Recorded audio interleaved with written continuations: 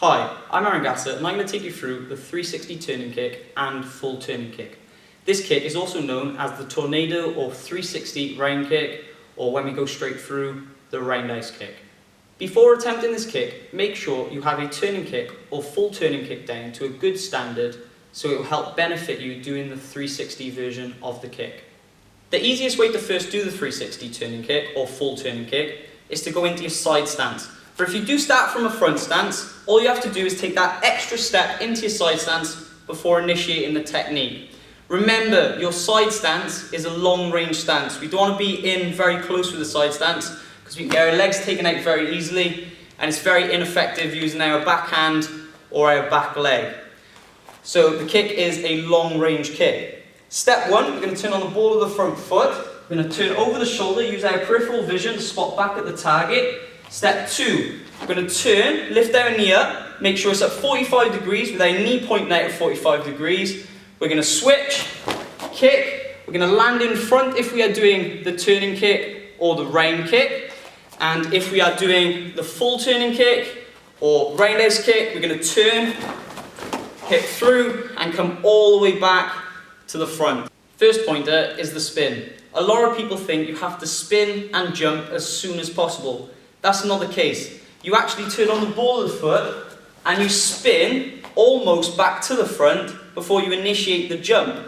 So it's all about looking back before we switch and throw the round kick. What a lot of people do is they initiate too early, they jump, they end up off balance, kicking off centre, not reaching back to the opponent, scoring their point or damaging the opponent. So we've got to make sure first of all that we're actually turning on the ball of the foot and our leg is coming up to 45 degrees and we are turning that knee out. Very important to turn that knee out.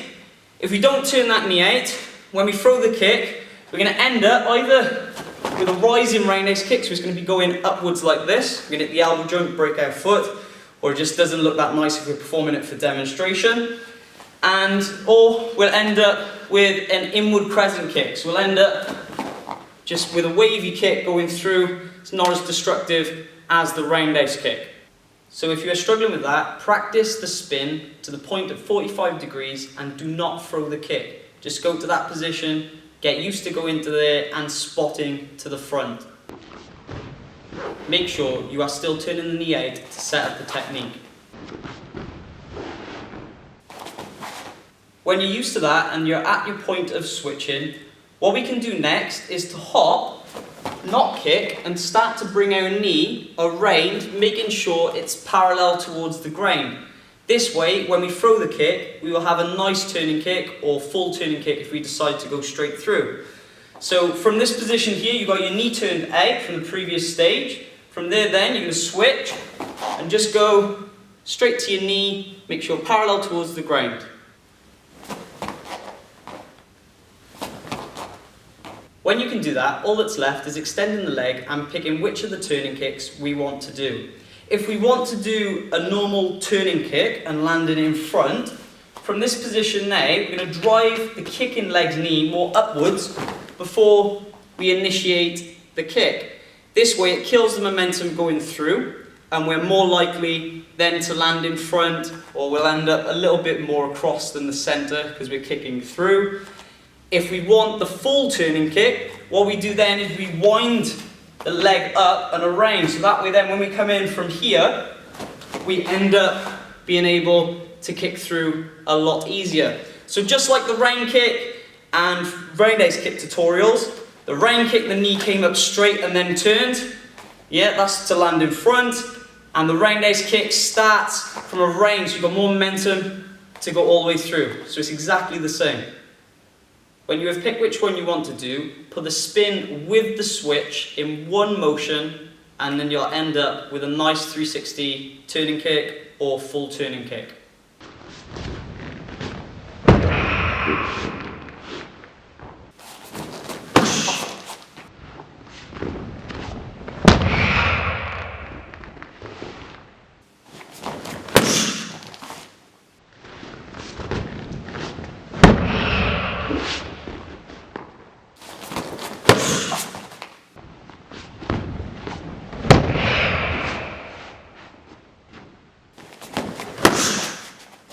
If your objective is to move on to the 540 kick and the 540 hook kick, then you want to learn the 360 full turning kick, as it will give you a better understanding and you'll have more momentum to eventually flow through to those techniques.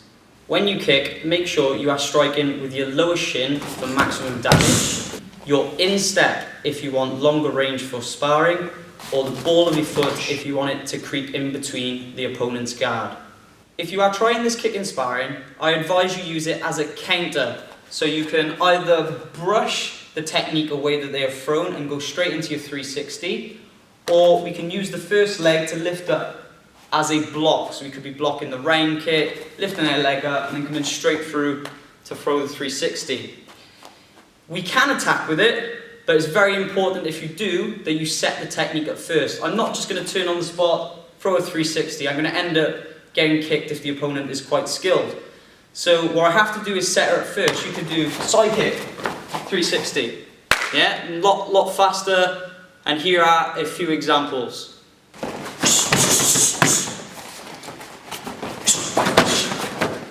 Jump minimally and spin fast so you have more chance of landing the kick.